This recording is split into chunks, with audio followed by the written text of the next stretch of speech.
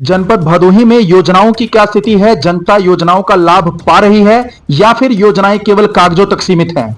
इसके बारे में जानेंगे, क्योंकि हमारे साथ बात करने के लिए कांग्रेस जिला अध्यक्ष वसीम अंसारी जी हैं। निश्चय ही पार्टी से जुड़े लोगों के बीच जाते हैं, उन्हें हर एक समस्या का अच्छी तरह से ज्ञान होता है, जानकारी होती है।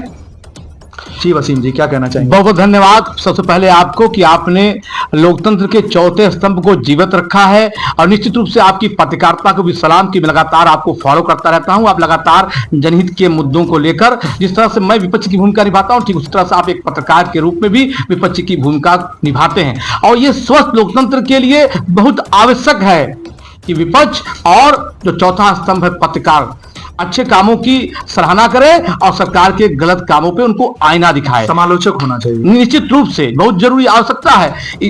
आज जो वर्तमान सरकार है उसको यही पसंद नहीं है कि लोग सवाल क्यों करते हैं, चाहे सवाल आप करें चाहे सवाल हम करें। रही बात जिले भर की योजनाओं को लेकर, तो आप चलिए मेरे साथ किसी भी गांव में, ये बगल में एक गांव है कैड़ा, मुझे याद है कि 8-9 साल पहले इस गांव को गोद में लिया गया था, और 9 साल के बाद भी वो गांव आज भी गोद में है, वो चल रहा और दौड़ नहीं रहा है। तो जब एक जिले में एक गांव का चयन किया गया था तो उसका हाल यह है, तो बाकी अन्य गांवों का क्या हाल होगा? जल कल योजना सरकार की महत्वपूर्ण योजना है, जल जीवन मिशन योजना, उसका क्या हाल है आप समझ सकते हैं। किस तरह से उसमें बंदरबाट हो रहा है, किस तरह से उसमें भ्रष्टाचार है। भैया वो नल लग गया है, नल में पानी नहीं आ रहा है। योजनाएं बड़ी लंबे समय से चल रही हैं, कई जगह टंकियां नहीं बनी है, कहीं टंकियां बनी है तो खड़ी है, मगर नल में पानी नहीं आ रहा है। ये हाल है जमीन पे इनके योजनाओं का।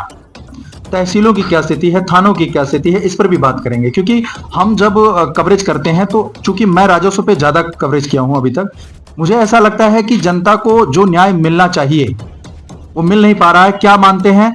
लोग कहते हैं कि ये प्रशासनिक विफलता है, मैं मानता हूं कि ये राजनीतिक विफलता है। क्या कहेंगे इस पर? देखिए, एक विपक्ष होने के नाते हम लगातार जनहित के मुद्दों को लेकर लोगों के बीच में रहते हैं, और निश्चित रूप से इस सवाल का जवाब अगर मैं मुखर होकर दे दूंगा तो कल हो सकता है कि मेरे मुकदमों की संख्या में वृद्धि हो जाएगी।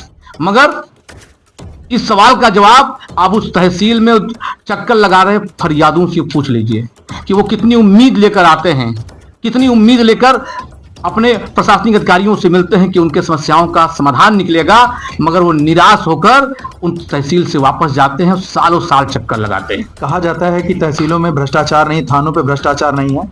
अगर भ्रष्टाचार नहीं है तो फिर ये पकड़े क्यों जा रहे हैं? आपके सवाल में ही आपका जवाब छुपा है। ये सरकार बड़े बड़े जीरो टॉलरेंस पे वादे करते हैं, मगर आए दिन आप देख लीजिए तमाम भ्रष्टाचार के मामले आप सबके द्वारा उजागर हो रहे हैं और जनता के सामने भी आ रहे हैं। और मुझे कहने में कोई ग्रेज नहीं है कि ये सरकार जब बनी तो इसने बड़े बड़े वायदे किए कि हम भ्रष्टाचार मुक्त समाज बनाएंगे, भ्रष्टाचार मुक्त राज्य बनाएंगे, महंगाई पे लगाम लगाएंगे, किसानों की आय को दुगना करेंगे, रोजगार बढ़ाएंगे, मगर ये अपने सारे वायदों में विफल नजर आ रहे हैं। गांव में विकास की क्या स्थिति है? अगर आपने पूरे जनपद के गांवों का आप घूमे हुए हैं, देखा है आपने किस तरह की स्थिति चल रही है? देखिए, अभी बहुत काम करने की आवश्यकता है। निश्चित रूप से जो भी वहाँ के गांव के जनप्रतिनिधि हैं, जिस तरह से बंदरबाट हो रही है योजनाओं का, ये एक बड़ा प्रश्न है प्रशासनिक रवैये पर। क्यों? निश्चित रूप से अगर आप एक जिम्मेदार पद पर हैं, या आपकी जिम्मेदारी बनती है, क्योंकि इस देश का जो देश के नागरिक हैं वो बड़ी उम्मीद लगा कर रखते हैं अपने प्रशासनिक विभाग से, मगर जिस तरह से तमाम गांवों में योजनाओं पे बंदरबाट होते हैं, जो जिस चीज का के लायक होते हैं उनको वो नहीं मिल पाता है, अपात्र को दे दिया जाता है। ये सारी चीजें पूरे जिले के सामने खुला हुआ है। ये बड़ी बात कह रहे हैं आपकी, अपात्रों को लाभ दिया जा रहा है। निश्चित रूप से आज बहुत से, मैं आपको एग्जाम्पल दे सकता हूं, मैं जाता रहता हूं लोगों के बीच, बहुत से ऐसे लोग आते हैं जैसे जो गरीब हैं, घर नहीं बना है, मगर उनका नाम उस सूची में, आवास की सूची में नहीं है, मगर आपात लोगों की सूची का नाम है। तो इस तमाम तरह के, ये तो आप भी जब कवर करते होंगे गांव गांव में, तो इस तरह की शिकायतें आपको भी मिलती होंगी, ऐसी कोई बात नहीं है। जिला निगरानी एवं समन्वय समिति पूरे जनपद में काम कर रही है सांसद जी की निगरानी में। दूसरा, जिला विकास अनुश्रवण समिति काम कर रही है। अगर विधायिका इतनी मजबूत है तो समस्याएं क्यों? सवाल मेरा सवाल इसलिए है क्योंकि आप राजनीति से जुड़े हुए हैं। मेरा सवाल यह है कि क्या राजनीतिक विफलता नहीं है ये? देखिए, आपने कहा ना जिला विकास समन्वय समिति, जिसको दिशा कहते हैं, मुझे तो बड़ा कहने में ये हो रहा है, तकलीफ हो रही है कि पहले तो जो वहाँ लोग बैठते हैं उनमें भी समन्वय नहीं पाया जाता है। मैं अखबारों के माध्यम से समाचार देखता हूँ कि अक्सर कि सत्ता पक्ष का विधायक है तो विपक्ष के विधायक को सम्मान नहीं मिल रहा है, सत्ता पक्ष का अगर सांसद नहीं है, विपक्ष का सांसद है तो अधिकारी नहीं सुन रहे हैं। तो पहले तो उन लोगों को आपस में समन्वय बनाने की आवश्यकता है, क्योंकि जनता ने आपको चुनकर भेजा है, लोगों की समस्याओं का निदान कराने के लिए। मगर हम जनता की समस्या का निदान न कराकर अपने व्यक्तिगत समस्याओं का निदान करने लगे हैं, तो निश्चित रूप से ये राजनीतिक विफलता है। अब मेरा मानना है कि किसी भी लोकतंत्र के लिए सत्ता पक्ष जितना आवश्यक है उससे ज्यादा आवश्यकता विपक्ष की है। मगर वर्तमान सरकार में जिस तरह से विपक्ष को दबाया जा रहा है, जिस तरह विपक्ष की आवाज को दबाया जा रहा है, ये स्वस्थ लोकतंत्र के लिए सही नहीं है। पीडब्ल्यूडी की बात कर लेते हैं। सड़कें निर्मित हो रही हैं, लगातार उनमें गिट्टियां उखड़ जाती हैं 2-4 महीने में, ऐसा जनता का कहना है जब हम जनता के बीच जाते हैं। इस पर आप क्या कहना चाहेंगे? निश्चित रूप से मैं बहुत सड़कों पे जाता हूं, पूछता हूं तो बताते हैं कि 6 महीने पहले बना था, 8 महीने पहले बना था। मतलब 1 साल भी, 1 बरसात भी सड़कें झेल नहीं पा रही हैं। ये जिम्मेदारी किसकी है? कौन रोकेगा इसको? जिम्मेदारी विपक्ष की है, जिम्मेदारी जनता की है। हम आवाज उठा रहे हैं लगातार, हम लगातार लोगों की समस्याओं को लेकर मुखर हैं, मगर ये सरकार सुनने को तैयार नहीं है। क्योंकि सरकार जब भी कोई सरकार लगातार एक बड़ी संख्या में मैंडेट मिलता है तो ये सरकार तानाशाही की तरफ बढ़ रही है, जहां विपक्ष की आवाज को दबाकर जनता की आवाज को दबाया जा रहा है। अभी आप तमाम तरह के अभी SIR की प्रक्रिया चल रही है जी। अभी आपने देखा कि कई BLO की मौत हो गई दबाव में। भैया, मैं उन BLO से पूरी सहानुभूति है। ये आंकड़े किस आधार पर आप दे रहे हैं? ये मीडिया के माध्यम से, सोशल मीडिया के माध्यम से। अभी कल हमारे प्रदेश अध्यक्ष अजय राय जी मल्हनी गए थे जी, सुल्तानपुर में एक हुआ। ये पूरे देश भर के में जो आंकड़े आए हैं मीडिया के माध्यम से, 19 से 20 लोगों का प्रेशर के कारण, दबाव के कारण। मैं मानता हूं कि वो BLO भी एक व्यक्ति है, एक मानव है। ठीक है, आप उनसे काम करवाइए। जो BLO काम नहीं कर रहे हैं, आप ठीक है, प्रशासन को थोड़ा सा कड़े कदम उठाना चाहिए। अभी हम आए और आपके BLO ने, यहाँ BLO बैठी थी और आप भी लगे हुए हैं। मैंने देखा काफी सारे फॉर्म सुबह से भरवाया गया, बताया आपने, और BLO ने भी बताया। BLO ने कहा कि आए थे, कोई लेखपाल थे, वो प्रेशर दे रहे थे जबकि काम किया जा रहा है। ये किस तरह का मामला था? देखिए, मैं उस लेखपाल की भी की कमी नहीं मानता हूं, न BLO की कमी। प्रशासन एक तरह से लगातार मैं सुनता रहता हूं, देखता रहता हूं BLO की बातचीत को इधर उधर, तो उसमें मालूम होता है कि भैया आज 100 फार्म जमा कीजिए, 200 जमा कीजिए। मेरा मानना है कि BLO ने फार्म बांट दिया। अगर फार्म उन्होंने नहीं बांटा हो, वो घर घर नहीं गए हो, तो उनमें उनकी कमी है। मगर ये आम जनता को भी जागरूक होना पड़ेगा कि हमें SIR का फार्म जमा करना है। हाँ, जो BLO काम नहीं करे और उस पर तत्काल एक्शन लीजिए, इसमें कोई दुराय नहीं है, क्योंकि ये निश्चित रूप से ये लोकतंत्र का महापर्व चल रहा है। एक एक मतदाता, बाबा भीमराव अंबेडकर ने जो संविधान बनाया उसमें जो हमें अधिकार दिया कि अंबानी की वोट की कीमत 1 है, वसीम की भी वोट की कीमत 1 है और रमेश की भी वोट की कीमत है, उस वोट को बचाने की ये एक प्रक्रिया चल रही है। इस प्रक्रिया का मैं स्वागत करता हूं, मगर प्रक्रिया में जिस तरह से, जैसे कि आपने 1 महीना 4 नवंबर से 4 दिसंबर 1 महीने का समय दिया है।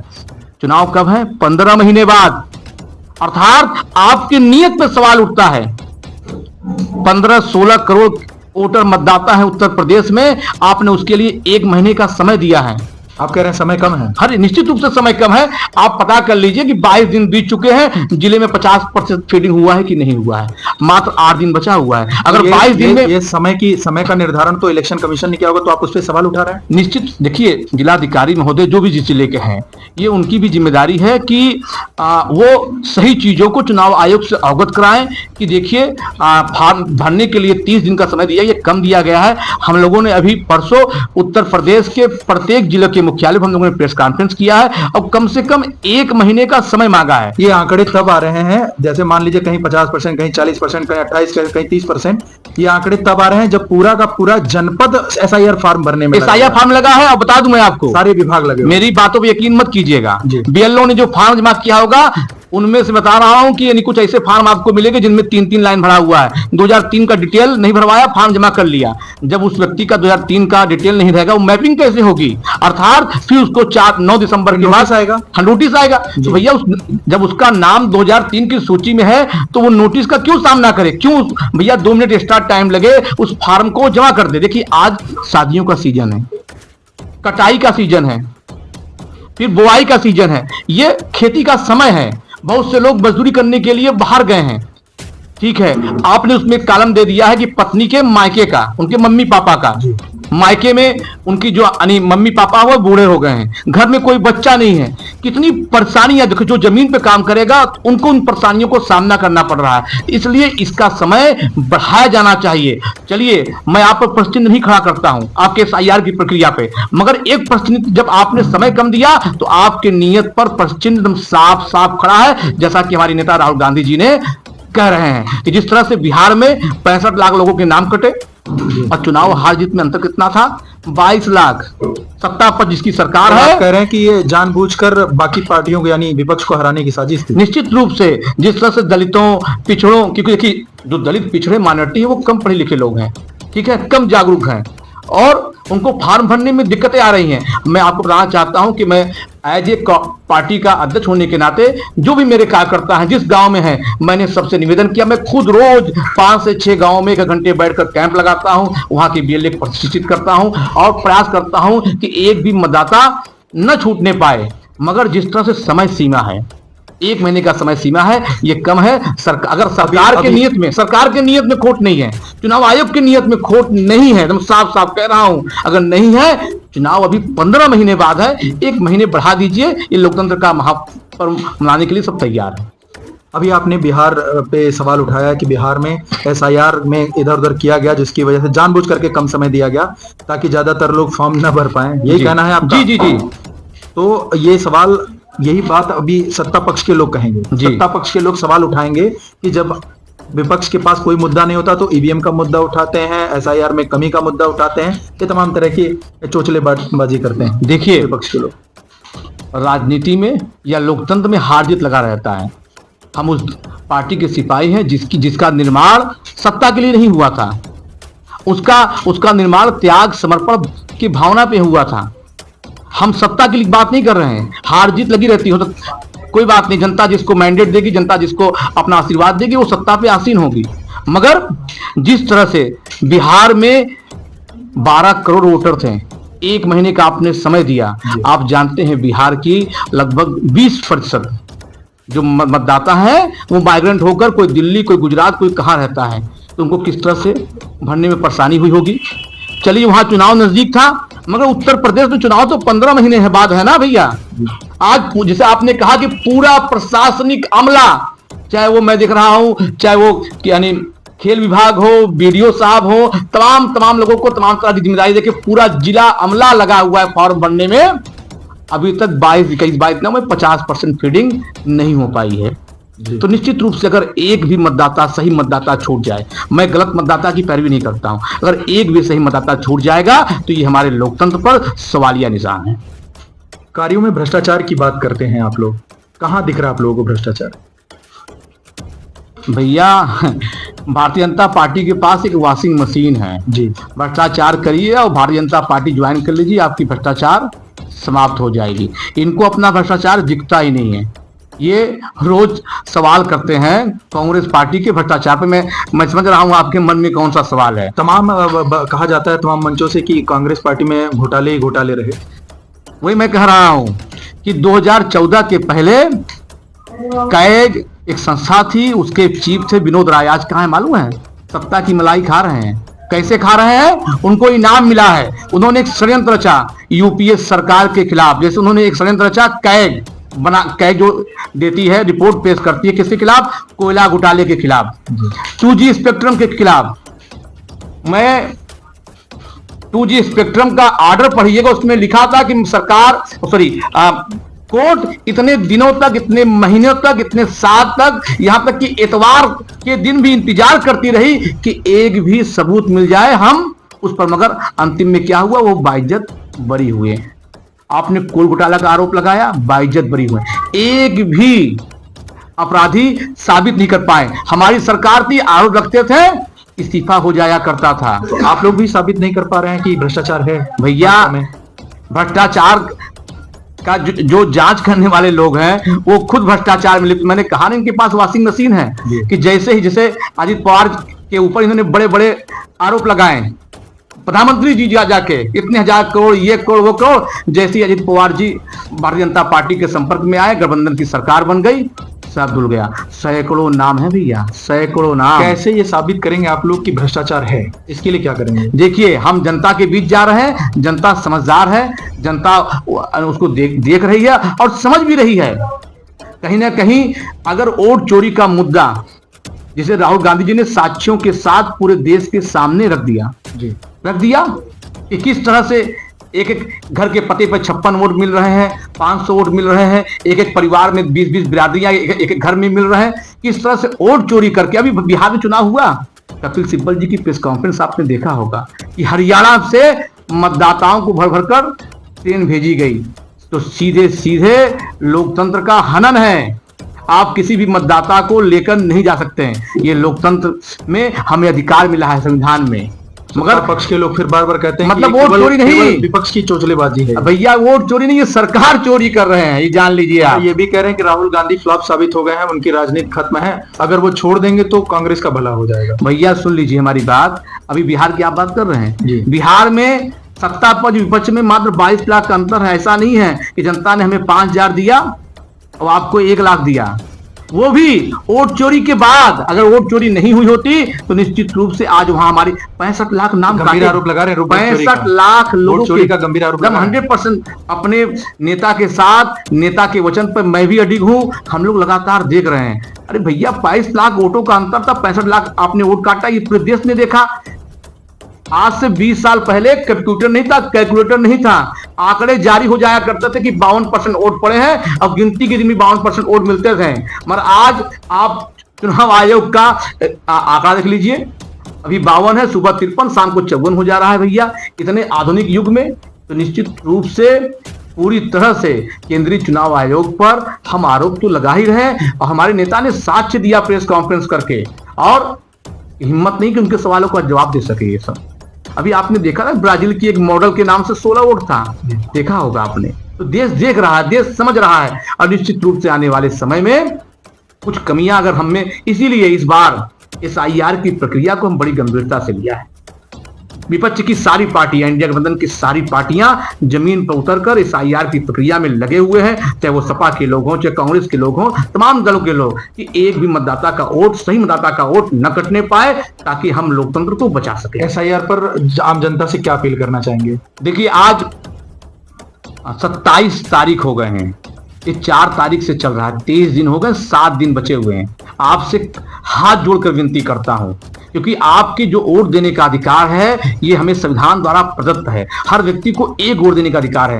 उस वोट देने के अधिकार को बचाए रखने की जिम्मेदारी भी हमारी है। BLO ने आपके यहाँ फॉर्म पहुंचाया है, यदि नहीं पहुंचाया है तो आप उन तक संपर्क करें, अपना गणना प्रपत्र लें और गणना प्रपत्र को भरकर उसमें 2003 की जानकारी, तमाम उसके बारे में तमाम वीडियोज हैं, तमाम तरह के आपको सोशल मीडिया में मिल जाएंगे। उससे सहायता लेके, BLO से सहायता लेकर उस फॉर्म को भरकर जल्द से जल्द, 4 तारीख का इंतजार मत करिए। आज ये भी है कि पंचायत भवन पर बनाया गया है, वहां भी भरा जा रहा है, नहीं आ रहा है तो नहीं, मैं कह रहा हूं ना कि आप सहायता लेकर, आपके यहाँ कोई राजनीतिक व्यक्ति है, कोई सामाजिक व्यक्ति है और सरकारी अमला भी, जैसा कि जिलाधिकारी महोदय जी के साथ बैठक हुआ तो उन्हें शायद निर्देश दिया है कि पंचायत भवनों पर फॉर्म भरे जा रहे हैं, आप उनकी मदद लेकर अपने फॉर्म भरें, ताकि जो आपको ये अधिकार मिला है वोट देने का, उससे आप वंचित न रह पाए और एक स्वस्थ लोकतंत्र की स्थापना हो पाए। डॉक्टर विनोद बिंद भदोही सांसद हैं, कुछ कहना चाहेंगे उन पर? कब मिले थे पिछली बार आप उनसे? या जाइए, अब सुरियामा में बैठे हैं, सुरियामा के लोगों से मिल लीजिए, पूछ लीजिए कि पिछली बार उनको आपने कब देखा था। मैं तो खुद ही खोज रहा हूं उनको। हाँ, निश्चित रूप से भदोही की जनता भी खोज रही है। नहीं, मैं ऐसा अभी मेरी बात सुन लीजिए, ऐसा नहीं कि वो मुझे मिलते नहीं, आप समय में मिलते हैं आप तो, लेकिन मेरे सवालों का जवाब नहीं देते। भैया आप तो खोज ही लेंगे, आप पत्रकार हैं, मगर वो आम जनता जिसको उन्होंने कहा था कि आप घबराइए मत, आपकी समस्याओं को लेकर लड़ूंगा। सुरियाओं में बैठा हूँ, सुरियाओं में हूँ जी। इंटरसिटी सुबह ट्रेन पकड़नी होती है, कहाँ जाना पड़ता है? जंघई और भदोही।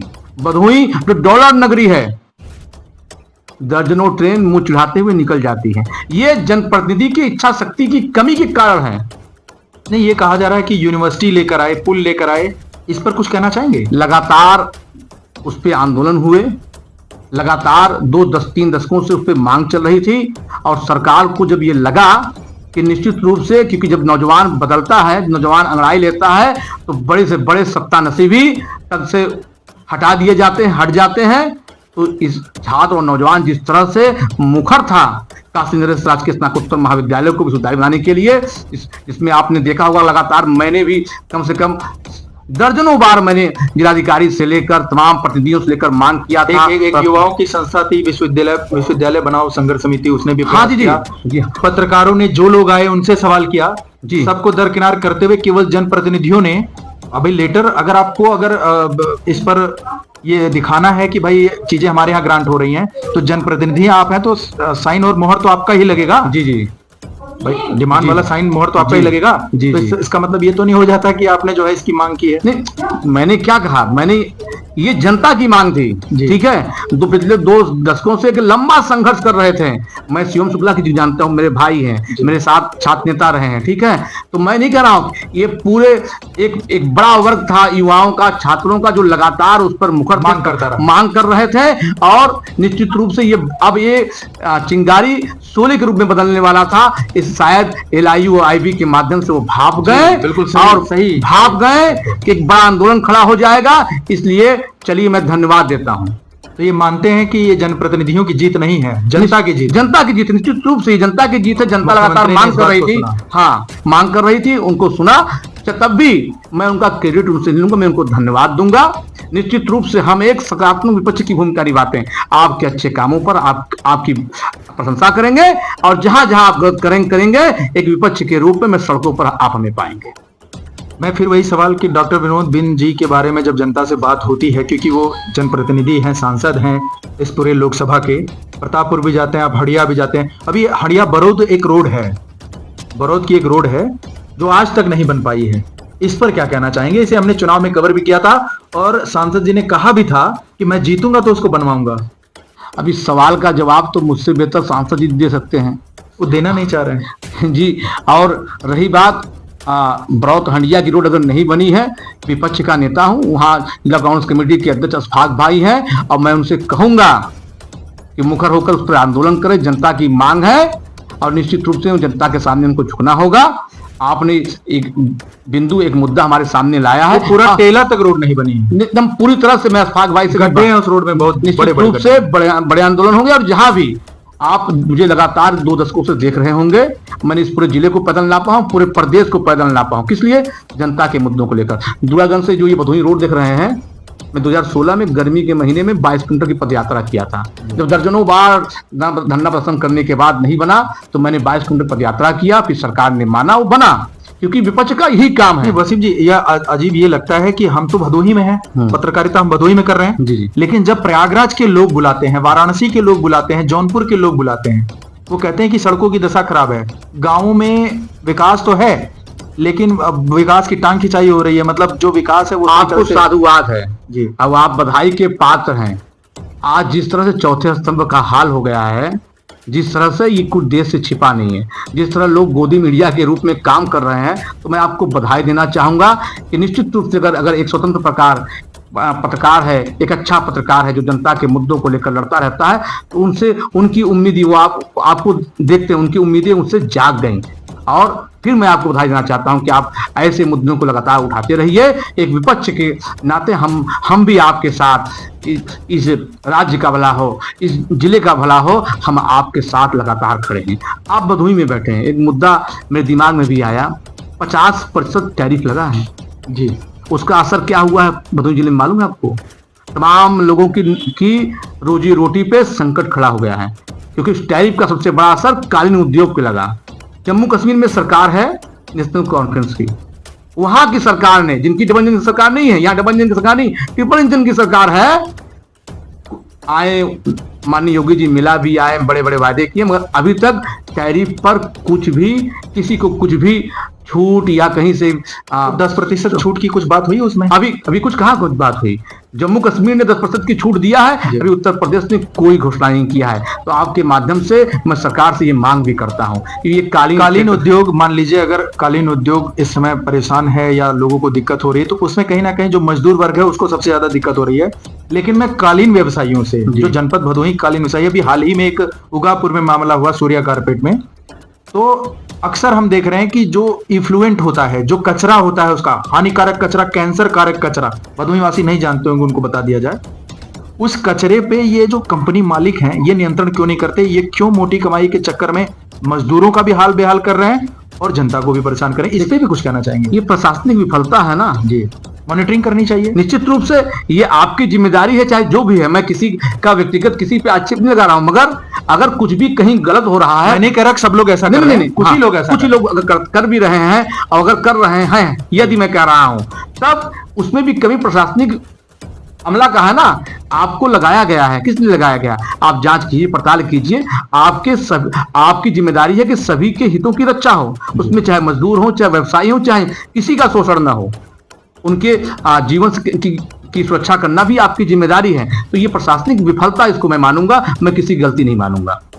क्या माना जाए? लोग कहते हैं कि राहुल गांधी जी राजनीति में विफल साबित हुए हैं, ये जब तक पार्टी नहीं छोड़ेंगे तब तक कांग्रेस का भला नहीं होने वाला, ऐसा भाजपा के लोग कहते हैं। इस पर भी कुछ कहना चाहेंगे? राहुल गांधी जी को इस देश की राजनीति से हटा दीजिए तो इस देश का हाल क्या होगा ये आप समझ सकते हैं। ये देश जो एक तानाशाह चला रहा है, जिसका नाम माननीय नरेंद्र मोदी जी है, अगर उसकी आंखों में आंख में अगर कोई सवाल पूछता है तो उस शख्स का नाम राहुल गांधी है। दलितों, पिछड़ों, शोषितों, वंचितों, अल्पसंख्यकों की आवाज उठाता है, उसका नाम राहुल गांधी है। अभी आपको याद होगा रायबरेली में एक दलित को मारा गया, जानते उसने किसको आवाज दिया? उसने आवाज दिया राहुल गांधी को, भैया बचा लीजिए। आप समझ सकते हैं, मेरे रोए खड़े हो गए। मैं इस बात को बोल रहा हूं कि निश्चित रूप से आज तमाम विपक्ष की भी पार्टियों को सोचना होगा कि जिस तरह से राहुल गांधी जी लगातार उन दबे कुचले समाज की आवाज को उठा रहे हैं, तभी इस देश का जो लोकतंत्र है तभी बचा हुआ है। नहीं तो ये सरकार किस तरह से, राहुल गांधी जी पे 46 मुकदमे हैं। क्या किया उन्होंने? डकैती की, चोरी की, क्या किया उन्होंने? आप अभी भ्रष्टाचार की बात कर रहे थे। सरकार 12 सालों से किसकी है? भारतीय जनता पार्टी की है। एक भी आदमी जेल गया? Robert Vadra, Robert Vadra, Robert Vadra, Robert Vadra बाहर क्यों घूम रहे हैं भैया? ईडी आपकी, सीबीआई आपकी, पुलिस आपकी, प्रशासन आपका, क्यों भैया जेल नहीं भेज रहे हो? तो जो ये आरोप लगाकर भाग जाते हो, ये भी जनता समझ रही है। इस देश की उम्मीद का नाम राहुल गांधी है और ये पूरा देश ये तो आरोप लगाए कि वो चांदी के चम्मच के साथ पैदा हुए हैं। मान्यवर कन्याकुमारी से कश्मीर को पैदल नाप दिया 4000 किलोमीटर, और मुंबई से, आसाम से बंबई 6000 किलोमीटर। तो क्या प्रधानमंत्री बनेंगे 2029 में? इस देश के अगले प्रधानमंत्री राहुल गांधी जी होंगे, क्योंकि देश पूरे विश्वास के साथ, पूरे विश्वास के साथ इसलिए कह रहा हूं कि ये देश समझ चुका है कि किस तरह से इन्होंने अपने खोखले वायदों के साथ देश को ठगने का काम किया। कभी कोरोना के नाम पे हमें लाइन में लगा, कभी नोटबंदी के नाम पे हम लाइन पे लगे। आज भी जो एसआईआर की प्रक्रिया हो रही है, नहीं आज भी एसआईआर की प्रक्रिया हो रही है, लोग लाइनों में लगे हुए हैं। क्या जरूरत थी इसकी? भैया बीएलओ आपका था, वो घर घर जाता, निरीक्षण कर लेता कि भैया अगर किसी पे संदेह होता कि नहीं यहाँ के नहीं है, आप उस पर काम करते। मगर आज हर व्यक्ति को अपना कागज दिखाना पड़ रहा है, क्योंकि ये एनआरसी लाने की सोच रहे थे, एनआरसी नहीं ला पाए। मैं इसको छुपा हुआ एनआरसी ही मानता हूं कि आज आप सबको, सभी को कागज लाना होगा। और आप समझ रहे हैं, मुसहर जात के लोग होते हैं, खाना बदोश लोग होते हैं, उनके पास कौन सा कागज मिलेगा? क्या वो हिंदुस्तान के नागरिक नहीं है? जिन जिलों में बाढ़ आती है, जहां घरे डूब जाया करते हैं, गांव के गांव, वहां कागज कैसे मिलेगा? क्या वो भारत के नागरिक नहीं है? मैं पूछना चाहता हूं। तो ये एक तरह से राजनीतिक प्रोपेगेंडा है। अभी बिहार में घुसपैठिए थे, अब जानते घुसपैठिया कहां पहुंच गए? बंगाल। आने वाले समय में आपको आसाम और उत्तर प्रदेश में जहां जहां चुनाव होगा वहां वहां घुसपैठिया आपको घुस जाएंगे। अभी बंगाल की बात की आपने, वहां कहा जा रहा है कि एसआईआर का विरोध किया जा रहा है, इस पे भी कुछ कहेंगे? देखिए, एसआईआर का विरोध तो निश्चित रूप से हम भी उसका नैतिक रूप से विरोध कर ही रहे हैं, क्योंकि एसआईआर की प्रक्रिया की आवश्यकता क्यों पड़ी? क्यों इतनी डॉक्यूमेंटेशन की आवश्यकता पड़ रही है? एक नॉर्मल जो प्रोसेस होता है हर साल, जो मृतक है नाम कट जाता 2003 में भी SIR हुआ था, इस तब तरह विरोध का नहीं हुआ। इस तरह के डॉक्यूमेंटेशन की आवश्यकता उस समय नहीं पड़ी थी जी, ये आप पता कर लीजिएगा। जो ये 1 महीने का समय दिया है, इस तरह का SIR नहीं हुआ था। 15 महीने का चुनाव के बाद चुनाव है, कौन सी जल्दी पड़ी हुई है, कहाँ जाना है, आप क्या साबित करना चाहते हैं? जनता परेशान है, ठीक है, तमाम शादी ब्याह खेती का समय है, आप इसको समय बढ़ा दीजिए, ठीक है, लोग तैयार हैं, लोग खुले मन से तैयार हैं, मगर समय बढ़ाना होगा। तो जनहित के मुद्दों पर कांग्रेस जिला अध्यक्ष वसीम अंसारी जी से बात हो रही थी, इन्होंने बेबाकी से अपना पक्ष रखा। फिर मिलेंगे एक नए मुद्दे के साथ, तब तक के लिए जय हिंद जय भारत। आकाश भूमि न्यूज, राष्ट्रीय समाचार पत्र व वेब न्यूज चैनल, निडर पत्रकारिता की एक अनोखी झलक।